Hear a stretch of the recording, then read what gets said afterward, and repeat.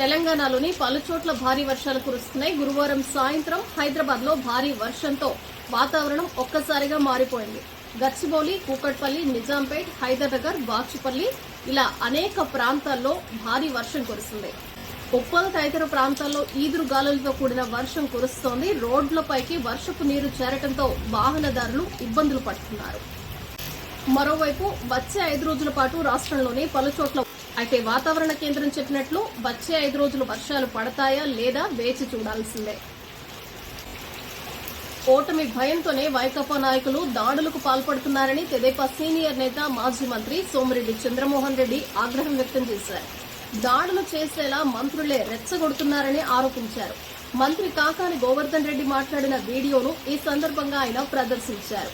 June 4 తర్వాత తెదేపా నేతలను తరిమేస్తామంటూ వైకాపా నేతలు ప్రగల్భాలు పలుకుతున్నారని, ముందు వారి సంగతి చూసుకోవాలని హితవు పలికారు. జగన్ కు ఆయన తల్లి, 2 చెల్లెళ్లు వ్యతిరేకంగా ఉన్నారని అన్నారు.